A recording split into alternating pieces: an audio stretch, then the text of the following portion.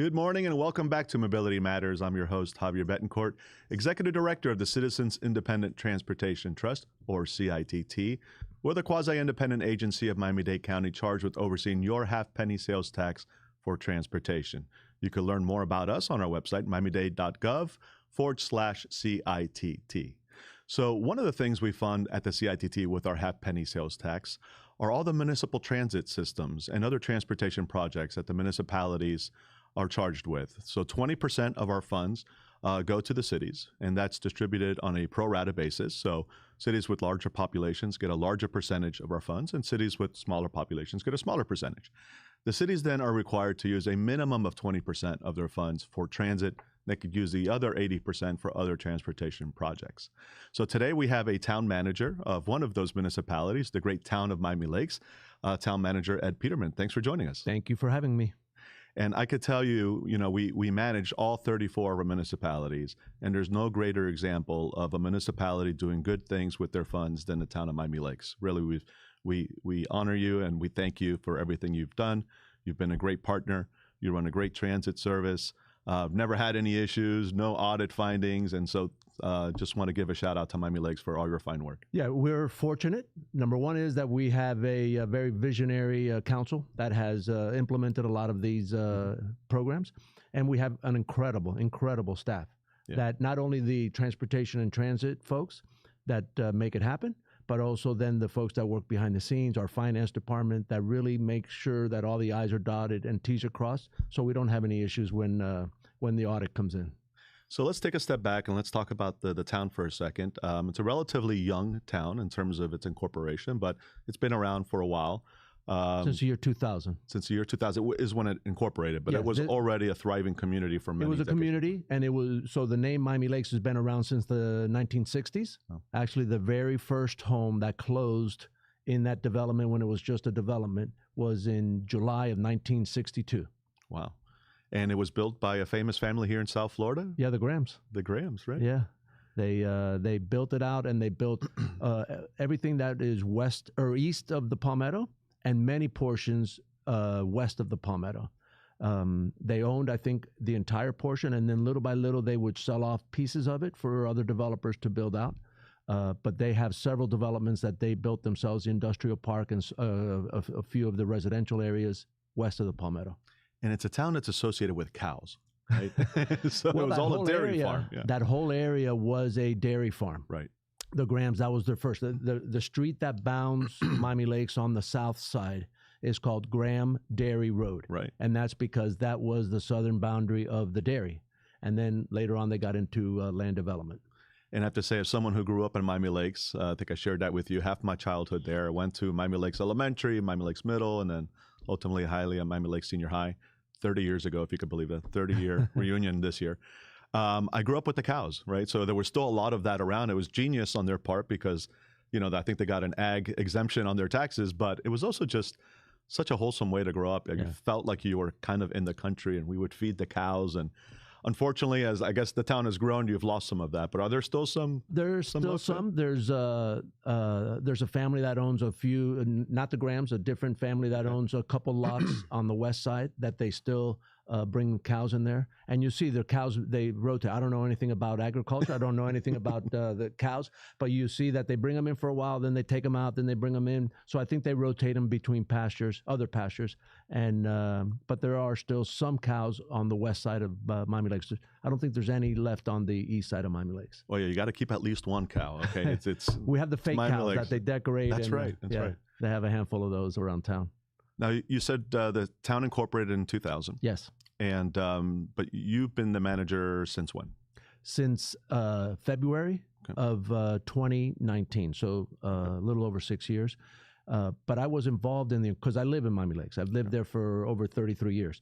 And I was involved in the incorporation process in the sense of I was appointed to sit on the committee that wrote the very first charter for the town of Miami Lakes. Your founding father. I'm one of them. Yeah. And now, prior to that, you were, I believe, a firefighter for the city of Miami. Tell us about your prior career. Yeah, I worked for the city of Miami in the fire department. I retired as the deputy fire chief in 2016. And then I worked there for 30 years. Then I worked for almost 3 years with the Broward Fire Department, which is under the umbrella of the Broward Sheriff's Office. So I worked in Broward County.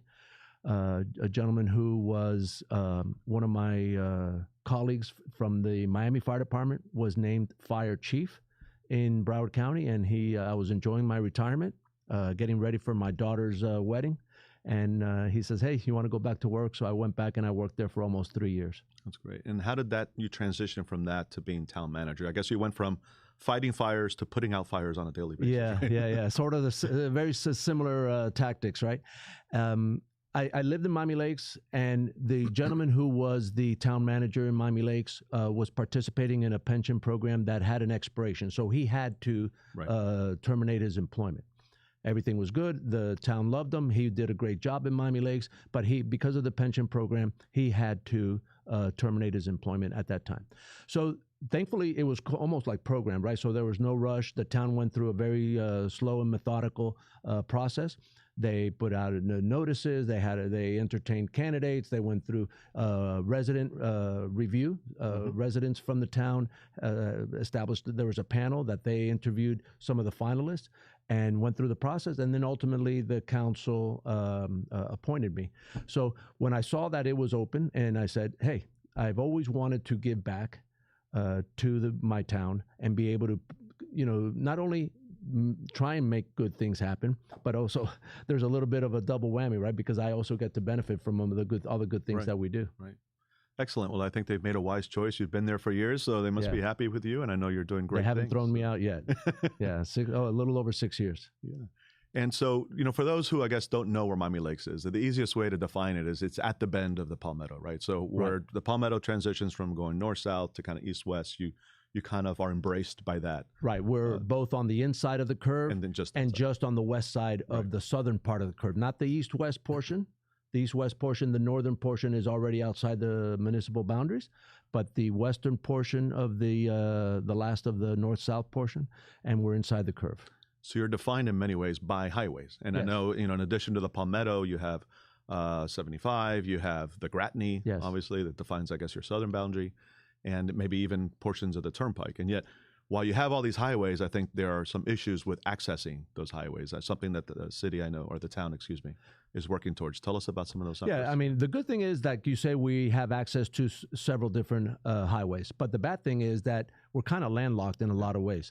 Not so much north-south, but east-west. In other words, to get from one side, from the east side of Miami Lakes to the west side of Miami Lakes or vice versa, there's only one street, Northwest 154th Street, Miami Lakes Drive. So that is our greatest challenge, is east-west travel within the town of Miami Lakes. And so the good thing is that we have easy access to the Palmetto, Gratney, 75, like you say, but the bad thing is that they landlock us, and it creates a lot of traffic issues within the town of Miami Lakes. So you're working with some of those entities to kind of create some more access points or through streets?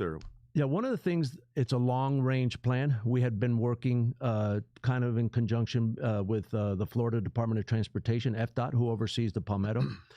As you know, everybody knows the express lanes on the Palmetto came up, and they finish at the Gratney.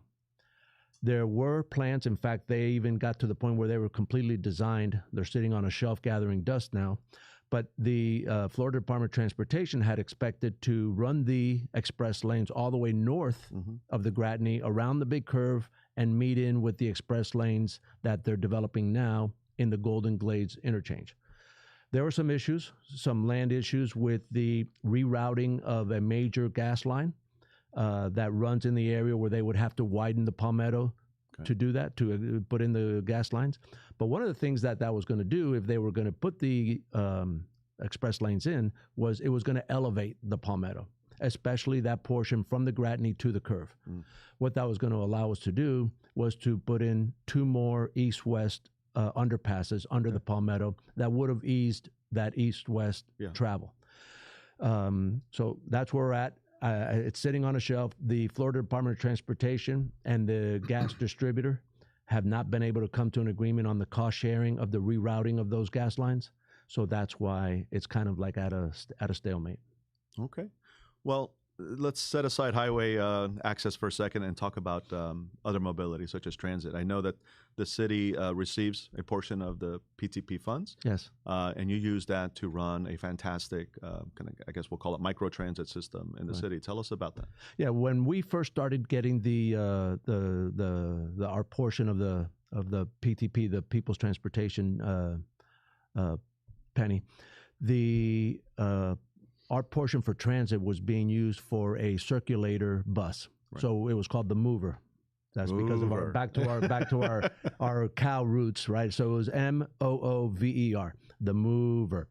And that bus route, while it was used somewhat, it was not really, we didn't feel that it was maximized. Mm-hmm. So then kind of the rules changed and allowed, instead of fixed route systems, it allowed us to use the money for on-demand service, which was becoming more and more popular, and people were getting more and more used to it. So we partner with a company called Freebie, and we've transitioned into just a on-demand service through our Freebie service. And within Miami Lakes, it's completely free.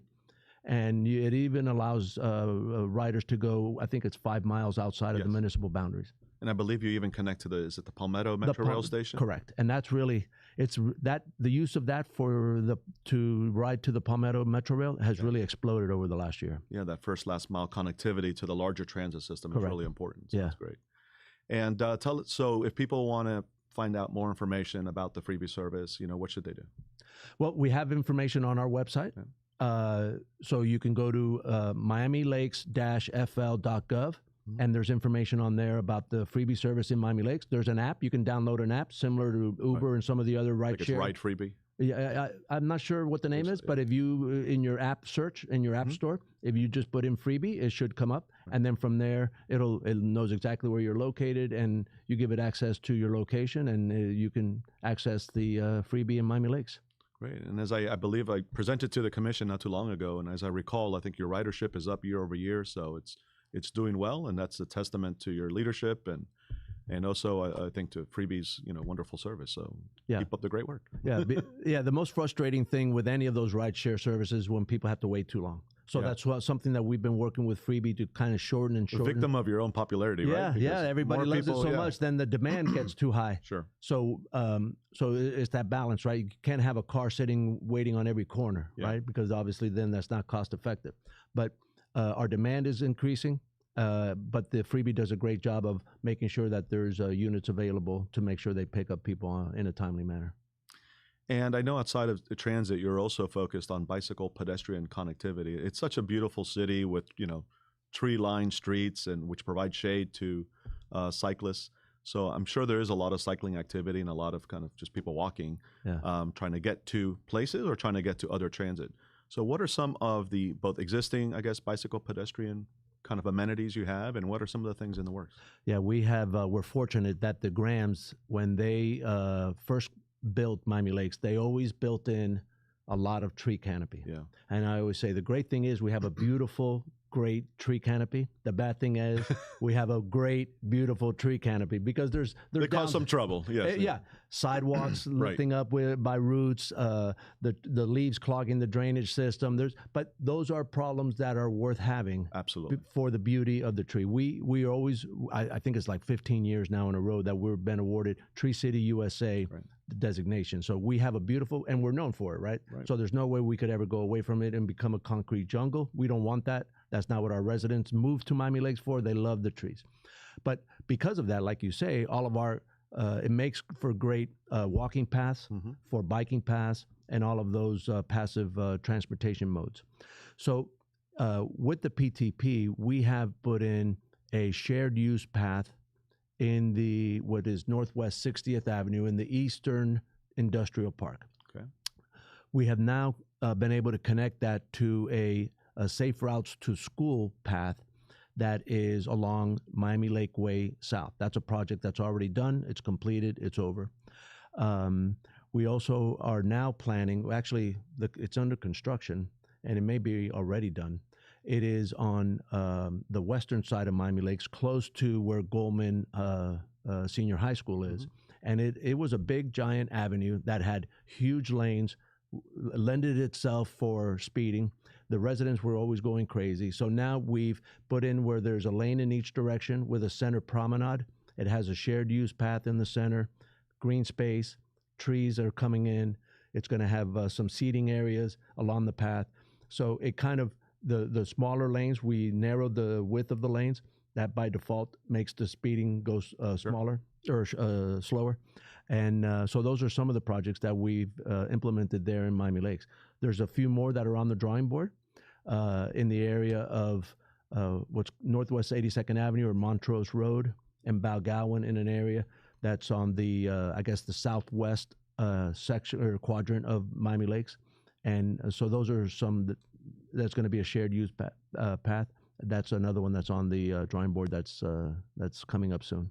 Fantastic. And so, as if you don't have enough going on in Miami Lakes, you also volunteer your time to the Greater Miami Expressway Authority, which is the agency that formerly known as Miami-Dade Expressway Authority, right? So tell us about GMX and what your role is there. Yeah, GMX has undergone significant change over the last several years. It used to be called, for those of you who remember, used to be called Miami-Dade Expressway Authority, and you would see the signs that had MDX. Right. There was some controversy there between the county and the state, blah, blah, blah. Fast forward. Yeah. Things are good now, right? Now the agency was not only changed the composition of how the participants or the members of that board get appointed, but also then rebranded with a new name, Greater Miami Expressway Authority. I was fortunate enough to be appointed by the Miami TPO, Miami-Dade TPO, to that board.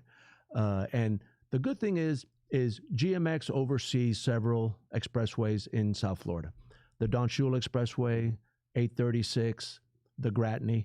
And the Gratney, sometimes it's not a long, very big expressway, so it doesn't always get the attention of a 836. Yeah. You see the huge project that's going on near the as it passes Marlins baseball stadium and approaches downtown. So that's really the biggest expressway that GMX oversees. So I pursued trying to get on GMX. So the Gratney folks, right? The Hialeah, Miami Lakes, that area, because GMX is the boundary that separates the northern end of Hialeah from the southern end of Miami Lakes. So both the residents of Miami Lakes and Hialeah depend on the Gratney, right? So I wanted to have a voice for our part of South Florida, our part of Miami-Dade, on that board, so we can make sure that the Gratney is maximized. It's maintained in a beautiful way. In fact, one of the projects that is very important to our two cities is on and off ramps at 67th Avenue and the Gratney.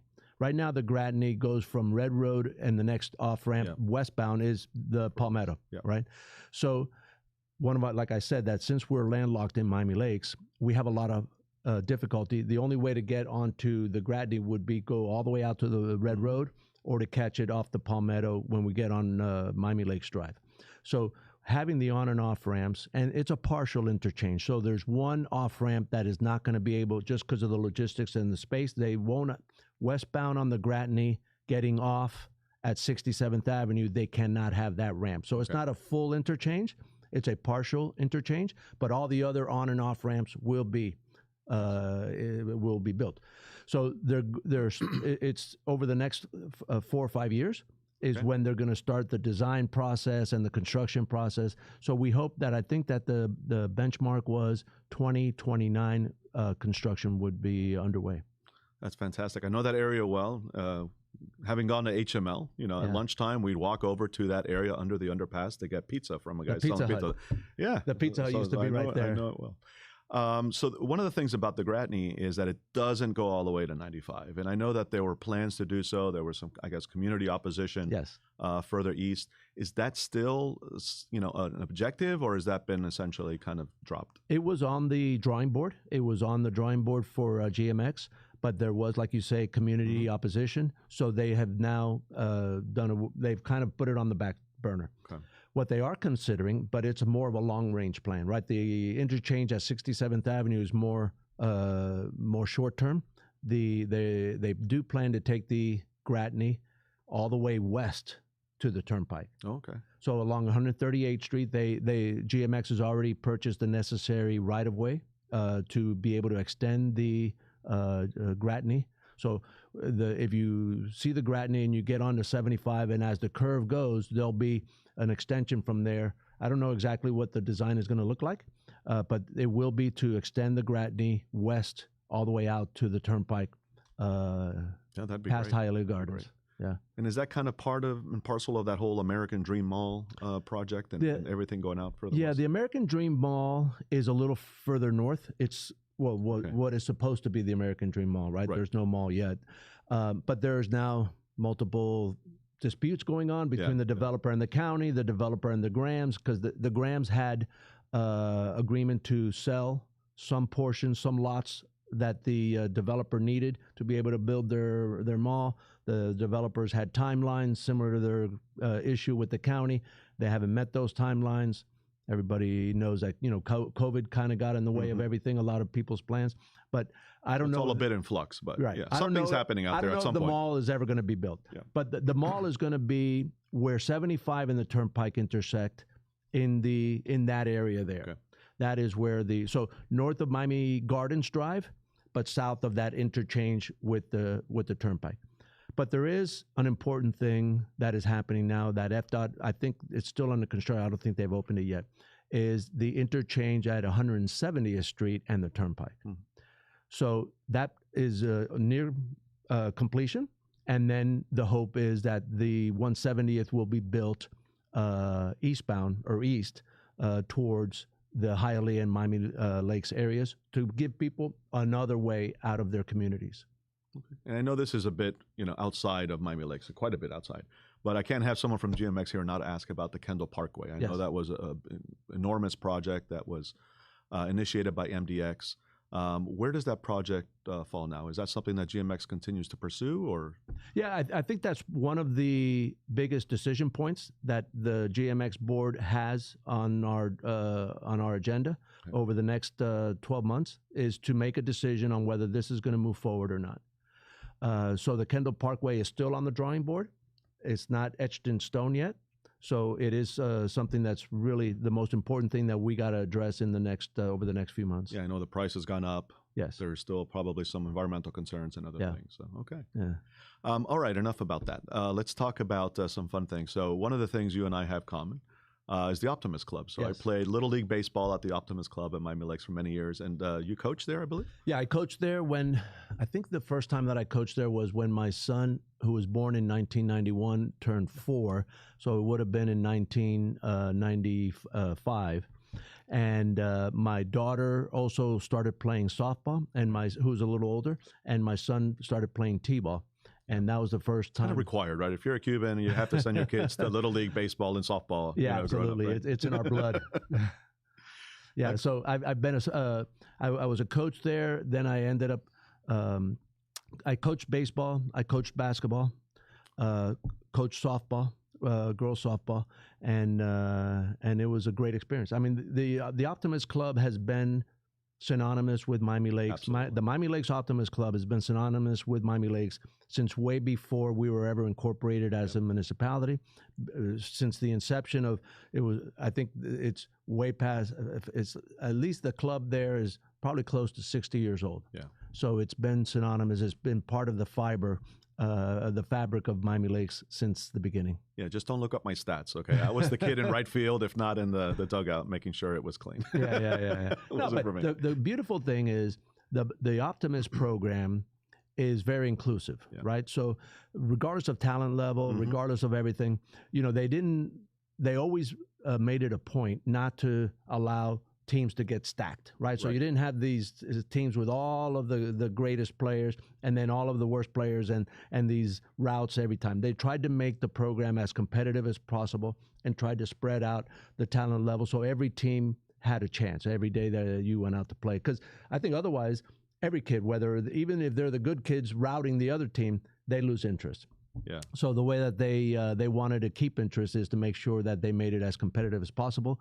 And there's a whole slew of people. I think one of the last people who are one of the founders who's still there, Mr. Jim Hamilton, who ran the Miami Lakes Sports Shop. for many, many years. He's one of the founders, and he's still to this day involved in the program. Jack McCall, who was another one of the founders who unfortunately passed away, his son is now, I think, the president of the Optimist Club. So it's almost like a family tradition that you continue to hand it down from generation to generation. Yeah, unfortunately, my kids will never play there, but not interested in sports. But I do have fond memories of the Optimist and really fond memories of Miami Lakes. I tell you, it was a joy to go there a few weeks ago to present before your town council.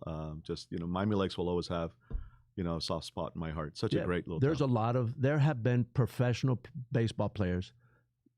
Nick Castellanos, who plays right field for the Philadelphia Phillies, played T-ball at Miami Lakes Optimist. Okay. Played together actually with my daughter, because when my daughter was 4 or 5 years old, they didn't have a softball yet. So she played with a whole team of boys. And it was Nick Castellanos. It was Alex Fernandez, who pitched for the Marlins. Right. His son.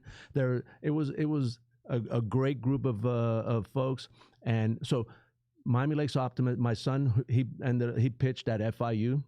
So there have been really, really talented players that have come through the Miami Lakes Optimist program. There have been, and then there have been people like me, not so talented. That's okay. That would have been me. We all have our skill sets. So, Mr. Manager, believe it or not, we're out of time. Oh, wow. But I want to thank you for appearing on the program and for all of your public service through years. Not only as an administrator, but certainly as a firefighter. I tip my hat to you and everything you've done. Thank you. It's my pleasure. Thank you for having me. And folks, that's all the time we have here on Mobility Matters. We'd like to thank our partners in this endeavor, Miami's community newspapers, for producing the program in this lovely studio.